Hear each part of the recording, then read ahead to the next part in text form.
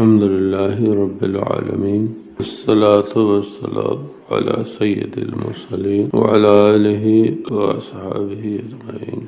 أما بعد، أعوذ بالله من الشيطان الرجيم. بسم الله الرحمن الرحيم.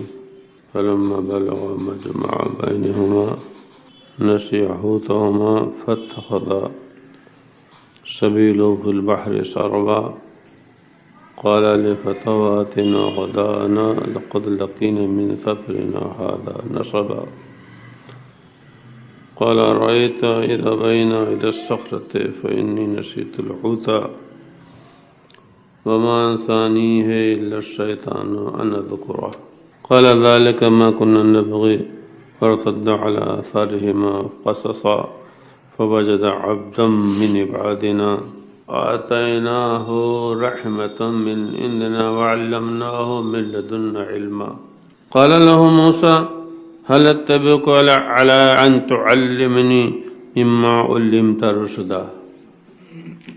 صدق اللہ العظیم. درود شریف. اللہم صلی علی سیدنا مولانا محمد وعلی آل سیدنا مولانا محمد طب القلوب ودوائها وعافیت الابدان وشفائها ونور الابصار وضیائها وعلی صحابہ دامن الہدى.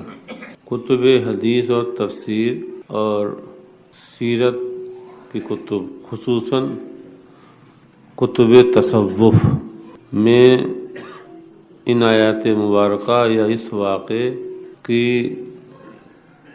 بڑی تفصیلات ملتی ہیں، اور صوفیہ اکرام نے اپنے مریدین، اپنے تلامذہ اور علوم دینیہ کے طالبین کے لیے بہت کچھ ہدایات اور نصیحتیں اس واقعے کو، ان آیات کو بیان کرنے کے بعد درج کی ہیں.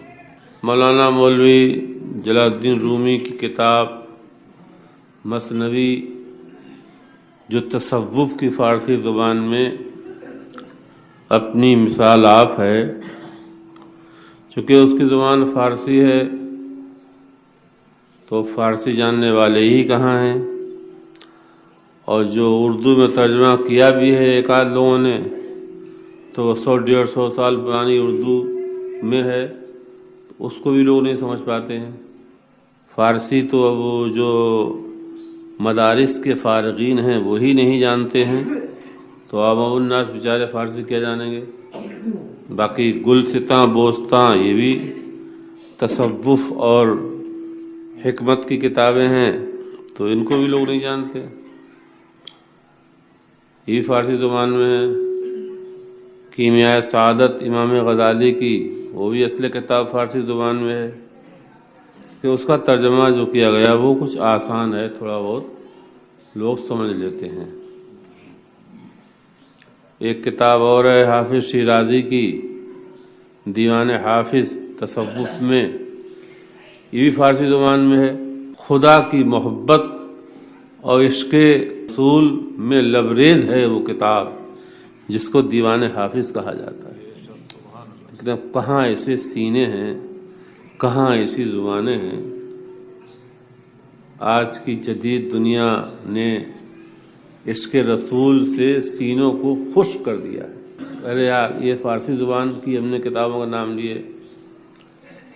اب آئیے عربی زبان میں، تو عربی زبان میں بہت کتابیں ہیں تصوف. سب سے زیادہ مشہور عربی زبان میں تصوف کی جو کتاب ہے وہ ہے احیاء العلوم والدین، حضرت سیدنا مولانا مولوی امام محمد ابن غزالی رحمۃ اللہ تعالی علیہ. ایسی کتاب آج تک ابھی اتنی تفصیل سے، اتنی تفصیلی اور تصوف کے اصول و ضابطے، اتنی مفصل کتاب حقائق پر بہت کم نظر آتی ہے. ایک کتاب اور لکھی گئی تصوف میں جو خانقاہوں میں صوفیہ اکرام، شیوخ زمانہ، مرشدان وقت اپنی خانقاہ، اپنی صحبت میں رہنے والے اپنے مریدین اور تلامذہ کو اس کا درس دیا کرتے تھے. وہ کتاب بھی عربی زبان میں ہے جس کا نام ہے عوارف المعارف. ایک عرصے دراز تک یہ کتاب داخل درس رہی، نصاب میں شامل تھی. اب کتنی عظیم کتاب ہوگی جس کو درس میں نظام الدین اولیاء نے پڑھا ہو. نظام الدین اولیاء نے جس کتاب کو تصوف میں پڑھا ہو، پڑھنے والے نظام الدین اولیاء جیسے تلمیذ اور مرید ہوں، اور پڑھانے والے شیخ بابا فرید الدین گنج شکر ہوں. ایسے جلیل القدر اولیاء کرام نے اس کتاب کو درس میں سبقاً اپنے مرشدوں سے، اپنے اساتذہ سے پڑھا. ابھی 100-150 سال پہلے تک یہ کتاب داخل رہی، لیکن وقت کی باتیں ہیں، قسمت ہے اس ملت کی، اس جماعت کی، کہ وہ سب کتابیں اب نصاب سے، سلیبس سے نکال دی گئیں. اس لیے جو ٹیم یا جو فوج نکلتی ہے وہ تماشائی زیادہ ہوتی ہے. ڈھونگ، تماشا، دکھاوا، تصنع، بناوٹ، پگڑیاں، ٹوپیاں اسٹیشنوں پر، پلیٹ فارموں پر، گلیوں میں نظر آئیں گی، لیکن سینوں میں جو عشق اور جو محبت، جو خدا ترسی ہونا چاہیے، اس سے سینے خالی. آپ اسٹیشنوں پہ جائیے، گلیوں میں جائیے، جہاں جدھر مدرسے ہیں، ٹوپیاں، پگڑیاں، لمبی، جبے، کبے سب ملیں گے، لیکن جو چیز ہونا چاہیے اس سے محروم ہے. کیونکہ وہ بھی غلط نہیں کر رہے ہیں، وہ جانتے ہیں قوم بھی ظاہر پرست ہے تو ظاہر پیش کرو، اسی سے مطلب پورا ہوگا. جیسے ادئی ویسے بھاڑ، تو جب ادئی ایسے تو بھاڑ بھی ویسے بننا چاہیے. وہ جانتے ہیں قوم اسی سے مائل ہوگی، جبے، کبے، پگڑیاں دکھاؤ، پلیٹ فارموں پر، گلیوں میں گھومو، بس. یہ کیا تصوف، کیا علم، کیا علم حقائق، کیا علم مکاشفہ.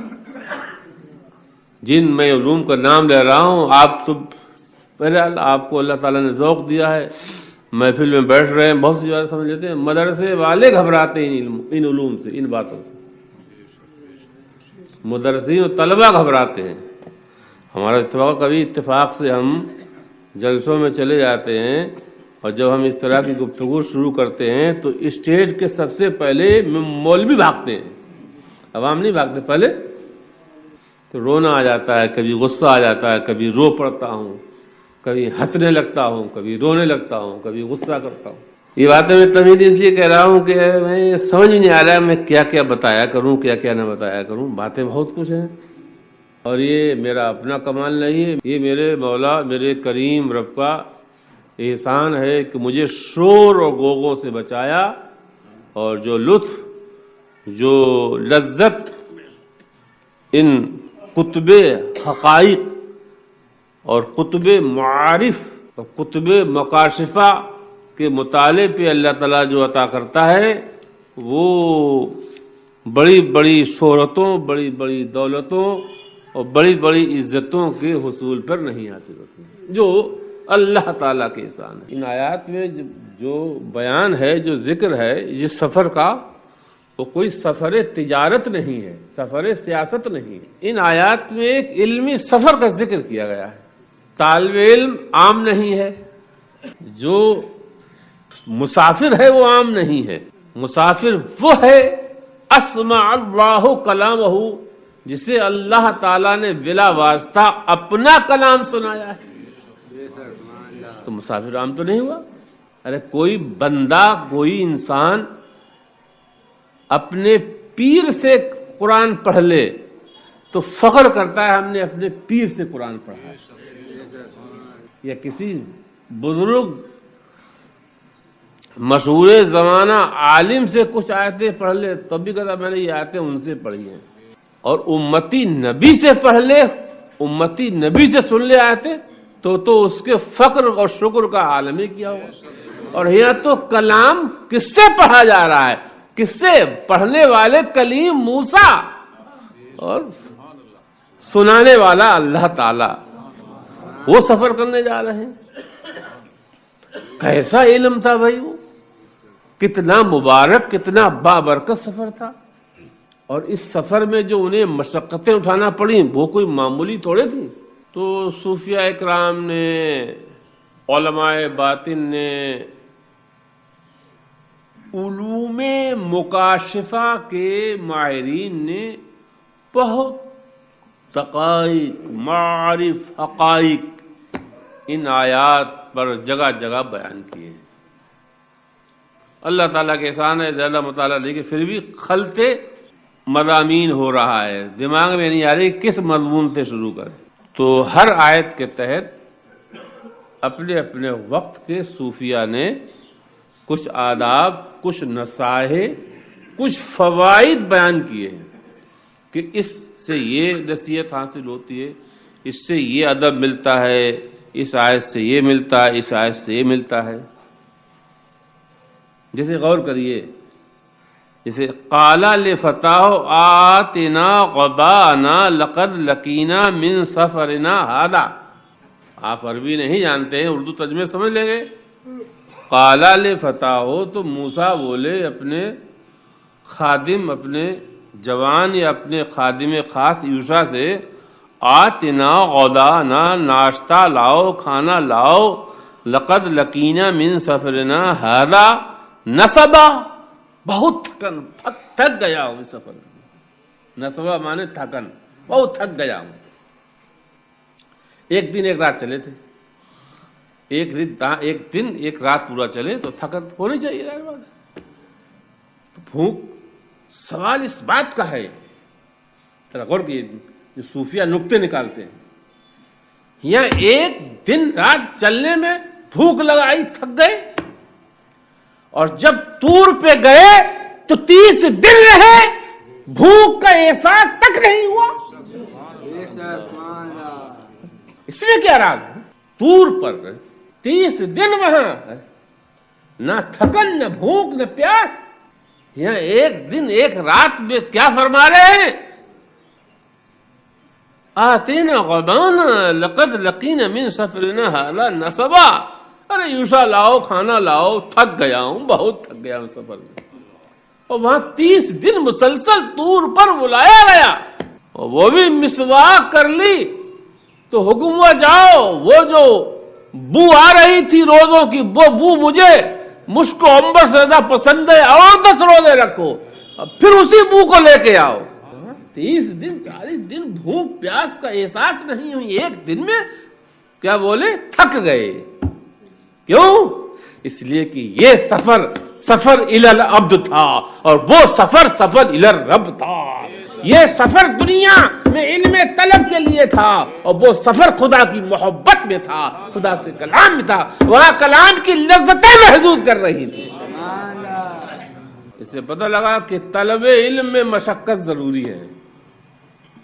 آسانی سے ایک رسگلہ مل جائے تو بہت آسانی سے ملنے والا نہیں ہے۔ شور و ہنگامے میں جائیے آپ رہیے، لیکن جس علم کی میں بات کر رہا ہوں، یہ علم بڑی مشقتوں سے، بڑی دشواریوں سے گزرنے کے بعد تب حاصل ہوتا ہے۔ جس علم کی میں بات کر رہا ہوں، جس علم کو موسیٰ لینے گئے تھے، جس علم کے طلب کو موسیٰ کو حکم دیا گیا تھا، اعلیٰ نبینا علیہ الصلوۃ والتسلیم، آسانی سے نہیں ملتا ہے۔ اسی لیے اس سفر کے مسافر کے لیے استقامت بہت ضروری ہے، اعتقاد کامل چاہیے، استقامت مکمل، اعتقاد کامل چاہیے۔ ادب تو بہرحال اس راہ میں فرض ہے۔ میں نے کہا تھا، قالو، صوفیہ فرماتے، کل من لم یکن لہ استاد یصلح، جس کو کوئی واصل استاد نہ ملا، واصل شیخ اور مرشد، واصل موصل دونوں ہونا چاہیے۔ موصل ہو ہی وہ سکتا ہے جو واصل ہو، واصل وہ جو خدا سے مل چکا ہو، جو خدا تک پہنچ چکا ہو، اور موصل وہ جو ملانا جانتا ہو، جسے ملانا آتا ہو۔ جیسے فہم اور تفہیم، فہم کہتے ہیں خود سمجھنے کو، فہم کہتے ہیں خود سمجھنے کو، کہ جو استاد پڑھا رہا ہے جناب نے خود سمجھا نہیں سمجھا، اور تفہیم کہتے ہیں دوسرے کو سمجھانے کو۔ ایک ہوتا ہے استاد، اور ایک استاد گر۔ باکمال وہ ہے جو اپنے شاگرد کو استاد بنا دے، استاد گر ہونا چاہیے۔ استاد بننا اتنا باکمال نہیں جتنا کہ استاد گر۔ استاد گر بننا چاہیے کہ جو اس کی بارگاہ میں پڑ جائے وہ کوئی استاد ہی بن کے نکلے، جو آ جائے سبق درس میں استاد بن کے جائے۔ عالم بننا آسان ہے لیکن عالم گر بننا تو ایک ہوتا واصل موصل، واصل موصل، خود واصل ہو اور طریقے ایصال بھی، ایصال۔ جو استاد محض ہوتا ہے، استاد محض ایک ہوتا ہے درس، چونکہ یہ باتیں ہم اور جتنی آپ سمجھ لیں اللہ تعالیٰ کا شکر کریں، ادا کریں۔ ایک ہوتا ہے استدلال اور ایک ہوتا ہے ایصال۔ استدلال کا مطلب ہوتا ہے دلیل سے سائنٹیفک طریقے سے بات کو سمجھا دینا، یعنی یوں کہہ لیجیے کہ اللہ تعالیٰ کا راستہ بتا دینا، یہ استدلال ہے۔ اسے عربی میں اراۃ الطریق بھی کہتے ہیں، اراۃ الطریق۔ الہدایت، ہدایت کے دو معنی آتے ہیں، ایک اراۃ الطریق آتا ہے، ایک آتا ہے ایصال الی المطلوب۔ جیسے ہم لوگ دعا کرتے ہیں الحمد شریف میں اہدنا الصراط المستقیم، اہدنا الصراط المستقیم، تو اس اہدنا الصراط المستقیم کی جو تفسیر بیان کی جاتی ہے وہ ہر مفسر کا اپنا علیحدہ مزاج ہوتا۔ کوئی مفسر ہوتا ہے کہ جس کے مزاج میں عربیت غالب ہوتی تو وہ عربی کے نقطے بیان کرتا ہے، کسی کے مزاج ذہن میں علم معنی بیان غالب ہوتا ہے تو وہ استعارے، کنایہ، حقیقت و مجاز اس طرح کی بحثیں کرتا ہے۔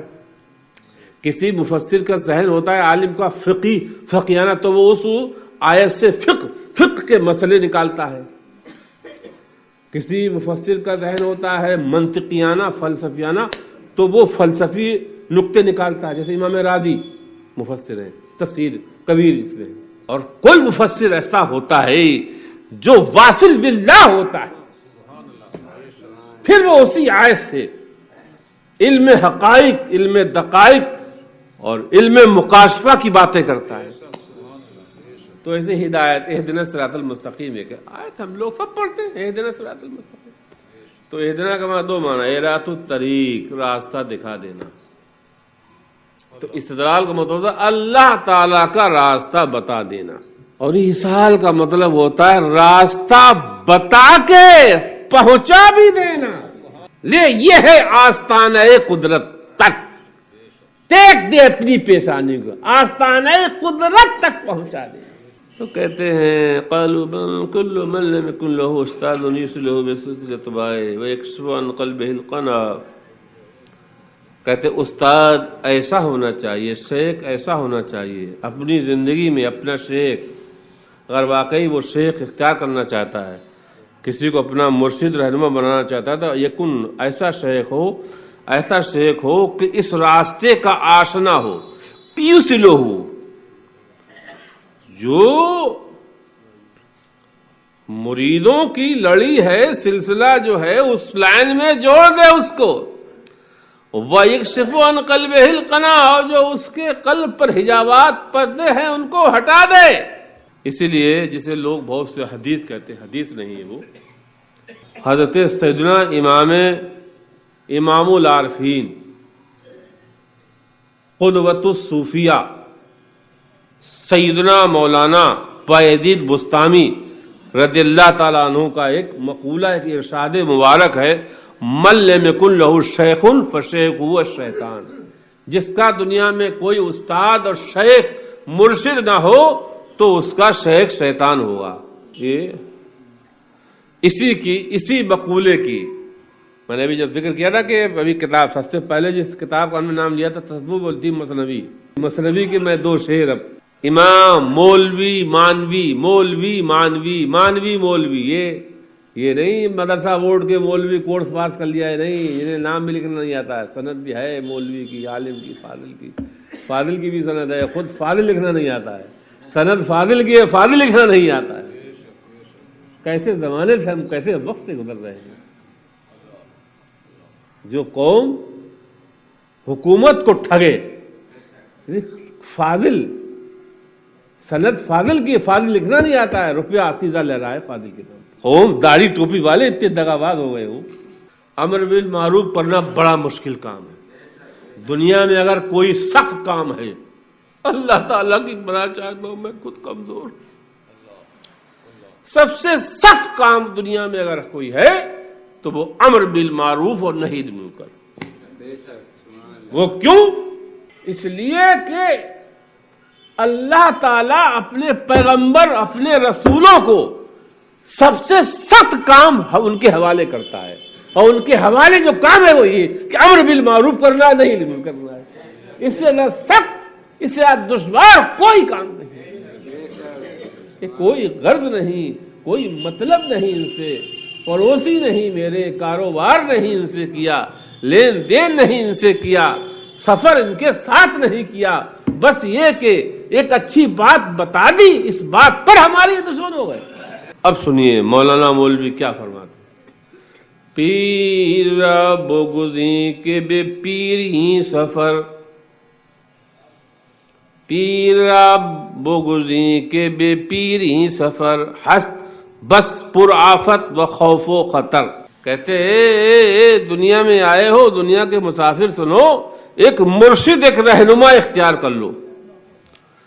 بے مرشد بے رہنما، اسی باعزیز بستامی کے اس مقولے کا ترجمہ کر رہے ہیں، فارسی میں نظم کیا ہے۔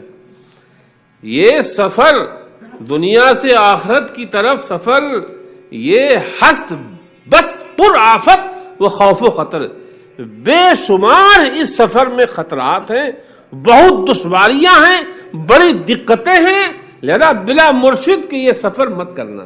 اگر چلو پیر بنا لیا تو پھر جیسے موسیٰ علیہ السلام، غور کریے ذرا کیا کہا گیا تھا آگے، جب موسیٰ علیہ السلام نے یہ کہا قال لہ موسیٰ هل اتبعک علی ان تعلمنی مما علمت رشدا، کیا مجھے اپنے ساتھ آپ رکھ لیں گے؟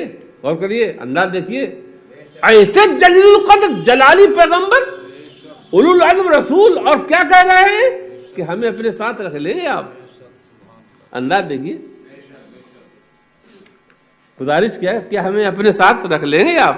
تو آگے جو کہا جا رہا ہے بہت کچھ ہے، وہ بعد میں آگے آئے گا۔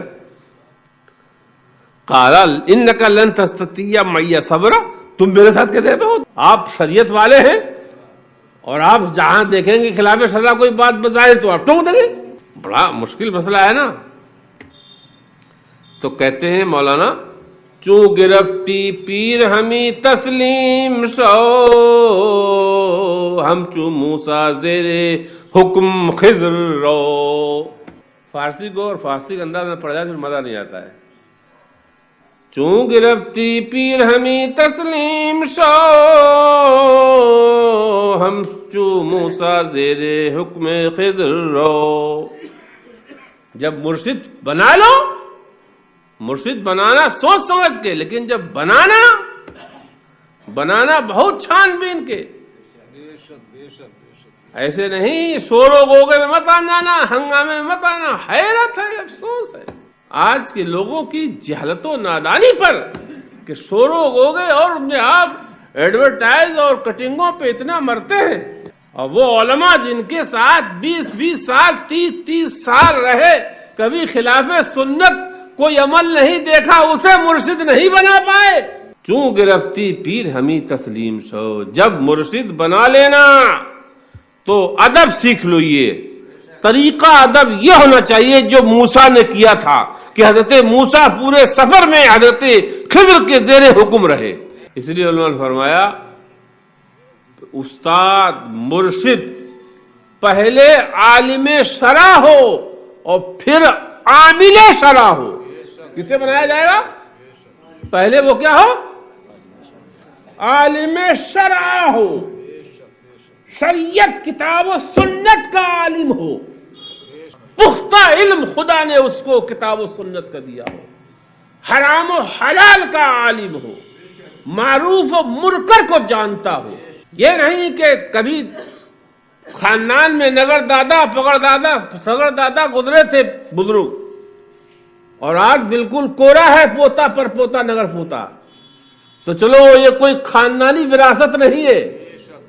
حضرت محمد ابن سیرین وہ تابعی ہیں جنہوں نے سینکڑوں صحابہ کی صحبت اٹھائی ہے، خاص طور سے انس ابن مالک جو رسول اللہ کے خاص خادم تھے۔ محمد ابن سیرین فرماتے ہیں اگر علم سے مراد یہی علم کتاب و سنت، اگر اسی علم کتاب و سنت کے علم کا تعلق کسی خاندان اور قبیلے سے ہوتا کہ اسی خاندان قبیلے کے ساتھ یہ علم خاص ہے تو سارا علم فاطمہ زہرا کے ساتھ خاص ہوتا. چونکہ یہ رسول اللہ کی وراثت ہے تو رسول اللہ وراثت سے ملنا چاہیے. صرف فاطمہ زہرا کیونکہ سرکار کے وصال کے بعد کون تھا باقی اولاد میں؟ تو یہ وراثت کس کے پاس جانا چاہیے تھی؟ صرف اور امام حسن حسین پھر آ جاتی. اس کے علاوہ کسی کو نہیں ملنا چاہیے تھی. حالانکہ کیسے کیسے صحابہ جن کا خاندان تو خاندان بنو مطلب تو بنو مطلب، بنو ہاشم سے نہیں، بنو عبد مناف سے نہیں، بنو قصی سے نہیں، قریش سے نہیں، عدنان سے نہیں، کیسے کیسے غلام زادے اپنے وقت کے کتاب و سنت کے امام بنے ہیں.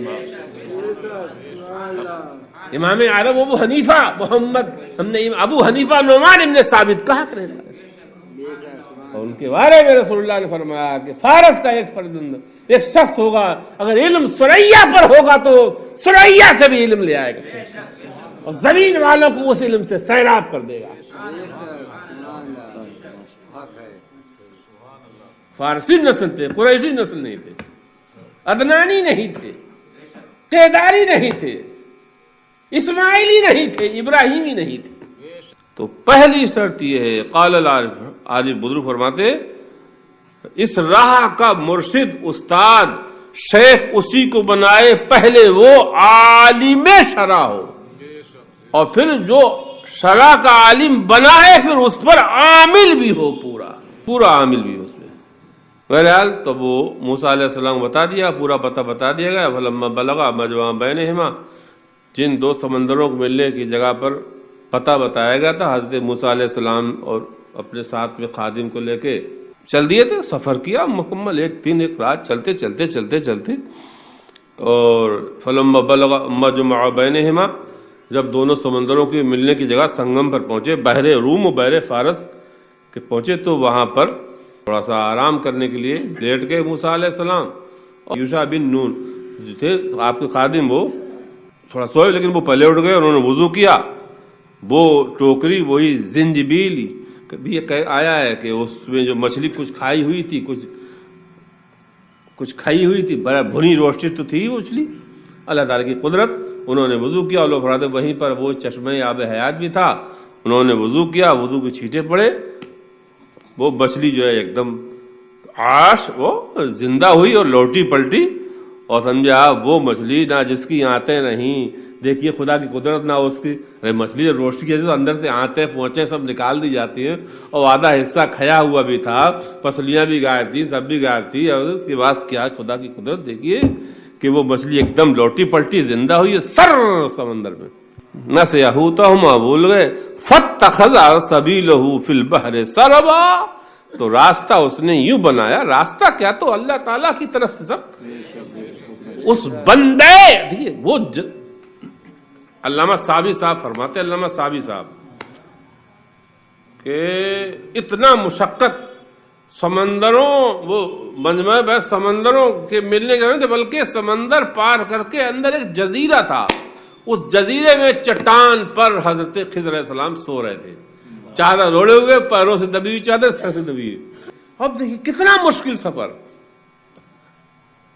اب یہ رسغلہ، یہ ہے موبائل، گھر بیٹھے بیٹھ پہ لیٹے گھر سے نکلو، مشقت اٹھاؤ، بھوک بھی جھیلو، اور جوتے چپل بھی اٹھاؤ، جس سے سیکھنا ہے. ایک ہمارے آج کل کے طلبہ کا عالم یہ ہے. اللہ تعالیٰ کا احسان ہے جو بھی تھوڑی بہت شدھ بدھ خدمت. ایک دن ہم اپنے استاد کو بلایا،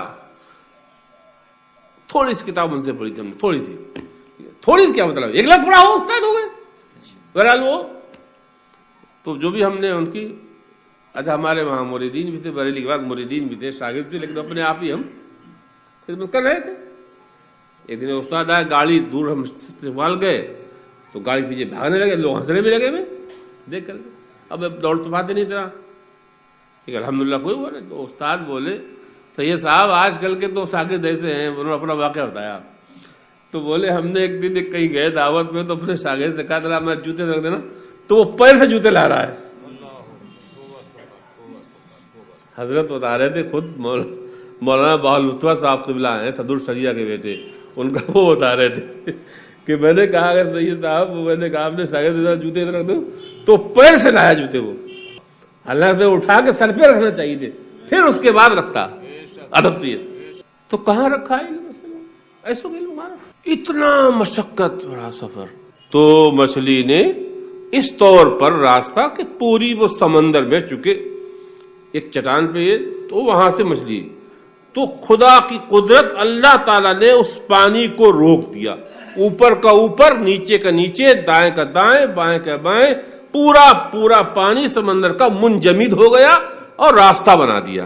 جب انسان خدا کے لیے سفر کرتا ہے تو خدا کی قدرت ہی اس کے لیے راستے نکالتی ہے، خدا کی قدرت راستے نکالتی، راہ ہموار کرتی ہے. کوئی راستہ تھا پہنچنے کا وہاں سب یہ راستہ اور توشے میں مچھلی ہی تجویز کی گئی، وہ بھی بتا دی گئی کہ مچھلی لے کے جاؤ گے کھانے میں، مرغا اور سمجھا بکرا نہیں بتائے گا، مرغا اور بکرا کیسے سمندر میں راستہ بناتا ہے. وہ مچھلی جس کی آنتیں پاتیں سب نکلی ہوئی آدھی کھئی ہوئی راستہ بنا دیا. اللہ اکبر. جب موسیٰ علیہ السلام بولے ارے بھائی ناشتہ لاؤ تھک گیا ہوں، بھائی یوشع ابن نون لاؤ ناشتہ لاؤ کھانا لاؤ، بھائی تھک گیا ہوں بہت تھکاوٹ آ گئی چلی لاؤ. اللہ اکبر. اچھا یہ بات تو بڑی عجیب غریب تھی. خضر یوشع علیہ السلام نے سب دیکھا تھا اپنی آنکھوں سے کہ بھول گئے. قال ارأيت اذا بين الى الصخرة اني نسيت الحوت. آپ کو میں بتانا بھول گیا وہاں چٹان پہ تو وہ عجیب منظر میں نے دیکھا اور مچھلی ایک دم زندہ ہوئی ہے، وہ سر سے تمہیں راستہ بنایا اور چلتی بنی، اور وہ ہمیں شاید یہ ہے کہ شیطان نے مجھے بھلا دیا میں آپ کو نہیں بتا پایا. واتخذ سبیلہ فی البحر عجبا. اس نے تو عجیب طرح سے راستہ سمندر بنا لیا اور وہ چلی گئی، نمک لگی ہوئی بھنی بنائی آدھی کھئی آدھی وہ تو چلی گئی. اللہ اکبر. قال ذلك ما كنا نبغي. موسیٰ صلی اللہ علیہ وسلم بولے یہی ہے وہی منزل ہے میری، جن شیخ کے پاس مجھے بھیجا جا رہا ہے، جن شیخ کے پاس مجھے بھیجا جا رہا ہے وہ وہیں ملیں گے. چلو واپس چلتے ہیں، لوٹ چلو تم. یہ ایک دن ایک رات کا سفر پھر پلٹ کے فرتدا علی آثارہما. آثارہما کا معنی آتا اثروں کہتے ہیں نشان قدم کو، چپل سے جوتے چلے جو اثر اس پہ زمین پہ بنے وہ اسے اثر کہتے ہیں، اسی کی جمع آثار آتی ہے. قصصا معنی الٹے، فرتدا لوٹے دونوں حضرات الٹے قدم، فوراً چل دیے رکے نہیں. فوجد عبدا من عبادنا. تو وہاں پایا میرے بندوں میں سے ایک بندے کو. اللہ ایک بندے کو پایا، ایک بندے کو. تو اب اسی کی تفسیر بہت علماء نے کی ہے. اب میں خضر علیہ السلام کے بارے میں تھوڑا سا ان کا تعارف. ان کا نام تو ہے بلیا، والد کا نام ہے ملکان. خضر لقب ہے، ابو العباس کنیت ہے. خضر لقب ہے. خضر کے لقب کے لیے کہ جہاں پہ قدم رکھتے ہیں وہ جگہ سرسبز ہری بھری ہو جاتی ہے، جہاں نماز پڑھ لیتے ہیں جہاں سے گزر جائیں وہ چیز ہری بھری ہو جاتی ہے. خضر یا خضر دونوں لفظ ہیں اور لغات ہیں اس میں، وہ میں عربی بحث نہیں کروں گا. بلیا ان کا نام ہے. بلیا مانے عربی میں آتے ہیں احمد کے، بلیا ابن ملکان. عربی یہ عبرانی زبان کا لفظ ہے. بلیا مانے احمد، تو ان کا نام خضر ابو العباس بلیا ابن ملکان نوح علیہ السلام کی نسل سے ہیں، ابراہیم علیہ السلام کے زمانے میں تھے. یہ بھی سن لیجئے کہ یہ بنی اسرائیل سے نہیں ہے، اور یہ بھی علماء کا ہے کہ یہ قیامت تک زندہ رہیں گے. اب حیات پیا تھا انہوں نے، یہی جمہور کا مسئلہ ہے. علامہ ساوی جلالین ایک کتاب ہے تفسیر کی جو داخل درس ہے، اس کا ایک ساوی حاشیہ ہے. جلالین کا ایک حاشیہ ہے ساوی. تو علامہ ساوی فرماتے ہیں جو خضر علیہ السلام کا نام لقب کنیت ولدیت یاد کر لے اس کا خاتمہ انشاءاللہ ایمان پر ہو. قال بعض العارفین، وہ بعض العارفین کے حوالے سے اپنے کتاب ساوی حاشیے پہ فرماتے ہیں قال بعض العارفین من عرف اسمہ ولقبہ وکنیتہ واسم ابیہ تو انشاءاللہ اس کا خاتمہ ایمان پر اسلام پر ہوگا. دیکھیے آپ کیسے بابرکت شخص کی طرف بھیجا جا رہا ہے کہ جس کا نام و کنیت و ولدیت یاد کرنے سے ایمان پر موت نصیب ہو. کتنا بابرکت ہوگا وہ شخص, کتنا بابرکت ہوگا وہ شخص.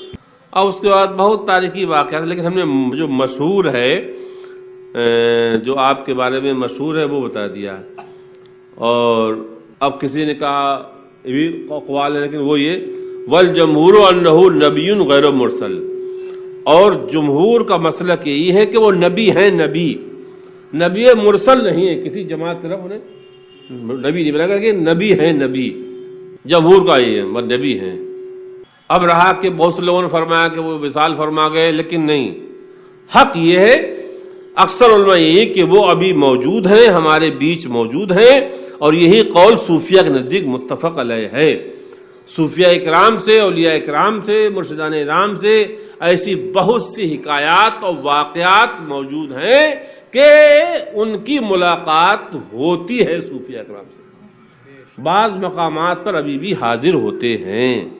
تفسیر بغوی, علامہ بغوی کی کتاب ہے تفسیر کی, وہ فرماتے ہیں فی تفسیر البغوی اربعۃ من الانبیاء احیاء الی یوم البعث, 4 پیغمبر جو ہے وہ قیامت تک زندہ رہیں گے. ان میں خضر بھی ہیں, 2 زمین پر ہیں اور 2 آسمان پر. خضر و الیاس زمین پر, بعضوں نے فرمایا خضر و الیاس دونوں بھائی ہیں. خضر علیہ السلام علیہ السلام دونوں بھائی ہیں. یہ خشکی پہ رہتے ہیں, اور ادریس علیہ السلام, عیسیٰ علیہ السلام آسمانوں پہ.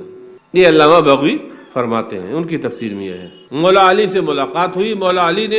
مولا علی کو خضر علیہ السلام نے ایک دعا تعلیم فرمائی. حواتف نام کی کتاب ہے تصوف کی, اس میں ہے ان علی بن ابی طالب لقی الخضر وعلمہ ھذا الدعاء. ایک دعا, مولا علی مشکل کشا اور خضر علیہ السلام کی ملاقات ہوئی تو خضر علیہ السلام نے فرمایا اے علی یہ دعا یاد کر لو. اور ذکر فی ثواب ندیمہ, فرمایا اس دعا کا بڑا ثواب ہے اور مغفرت کے لیے اکثیر ہے. یہ خدا کی رحمت کب وہ مستحق ہوتا ہے جو دعا کو پڑھتا ہے ہر نماز کے بعد جو دعا کو پڑھے گا اس کی اللہ تعالیٰ بخشش کرے گا اور اسے ثواب عظیم عطا کرے گا, اور اللہ تعالیٰ کی رحمت کا مستحق ہوگا پڑھنے والا. اب وہ دعا کیا ہے, دیکھیے دعا. صبح ہم نماز پڑھ رہے تھے تو ہمارا کچھ حصہ باقی تھا, 1-2 جملے رہ گئے تھے. وہ ہمارے جو امام پر نماز پڑھنے لگا وہ دعا مانگنے لگا, تو وہ اپنا ہم بھول گئے, جو ہم پڑھنا تھا ہم بھول گئے. تو مجھے فوراً یہ دعا کا معنی یاد آ گیا. وہ سنیے, آج صبح میں اپنا بھول گیا. بھائی کوئی بھی آدمی شور ہنگامے میں آپ اپنا کچھ پڑھنا چاہتے ہو, دوسرا پڑھنے لگے تو آپ ہر دن بھول جاتا ہے, یا بات آ جائے کہیں سے, یا یہ کہ 4 آدمی آپ سے سوال کرنے لگے تو آپ پھر بیکار ہو گئے, آپ کسی جواب نہیں دے پائیں گے. 10 مانگنے والے آ جائے تو سائن ایک دم مانگے تو آپ کیا کس کی سمجھیں گے, یہ ہم کیا سمجھیں گے. یہ شور ہنگامہ دور. اب دعا کا مطلب تھی یا من لا يشغله سمع عن سمع ویا من لا تغلطه المسائل یا من لا يتبرم من الحي الملحد اذقنی برد عفوک وحلاوت مغفرتک. یہ ہے دعا. اے وہ رب, اے وہ معبود, اے میرے مولا جسے مختلف آوازیں, مختلف پکاریں مشغول نہیں کرتی ہیں, مشغول نہیں کرتی, مطلب یہ کہ وہ غافل نہیں ہوتا ہے. 100 پکاریں ایک وقت میں, 100,000 پکاریں, 100 کروڑ پکاریں, سب کی ایک وقت میں سنتا ہے. یا من لا یشغلہ سمع عن سمع. بھائی جب میں ان کی سنوں گا تو ان کی نہیں سن پاؤں گا, جب ان کی سنوں گا تو ان کی نہیں سن پاؤں گا, جب ان کی سنوں گا تو ان کی نہیں سن پاؤں گا. انسان ایک ہی سنے گا. لیکن نہیں, ہم جس کی عبادت کرتے ہیں, جس کو پوجتے ہیں, جس کی بندگی کرتے ہیں, اس ذات کی سماعت کا یہ عالم ہے کہ کروڑ ارب خرب ایک وقت میں پکارے تو سب کی یکساں برابر سنتا ہے. یہ کہہ رہے ہیں ہمیں کتاب چاہیے, یہ کہہ رہے ہیں ہمارا مسئلہ بتا دو, یہ کہہ رہے ہیں ہمیں دودھ دے دو, یہ کہہ رہے ہیں ہمیں سمجھا ساگ دے دو, یہ کہہ رہے ہیں ہمیں گوشت دے دو, یہ کہہ رہے ہیں ہمیں ایک دکاندار لے لو, آپ کرانہ مرچنٹ ہو یا سمجھا وہ جنرل اسٹور والا ہو, کوئی جوتا مانگے, کوئی چپل مانگے, کوئی بنیان مانگے, کوئی قلم مانگے, کوئی یہ مانگے, کوئی مانگے, دکاندار کیا کرے گا. کثرت مسائل, کثرت سوائل آدمی کو بیکار کر دے. لیکن جس کی بارگاہ میں ہم سر جھکاتے ہیں. کوئی حکومت مانگ رہا ہے، کوئی ٹکڑا مانگ رہا ہے، کوئی لقمہ مانگ رہا ہے، کوئی علم مانگ رہا ہے، کوئی اولاد مانگ رہا ہے، کوئی صحت مانگ رہا ہے، کوئی تندرستی مانگ رہا ہے، کوئی عزت مانگ رہا ہے، کوئی دولت مانگ رہا ہے، کوئی زمین مانگ رہا ہے، کوئی کپڑا مانگ رہا ہے، کوئی لتا مانگ رہا ہے، کوئی جنت مانگ رہا ہے، کوئی دنیا مانگ رہا ہے، کوئی حکومت مانگ رہا ہے. سب ایک وقت میں سب کی سن رہا ہے، اور سنی نہیں رہا ہے. کون کس کا اہل ہے وہ اسے دیا جائے. استغفر اللہ ربی من کل ذنب واتوب الیہ.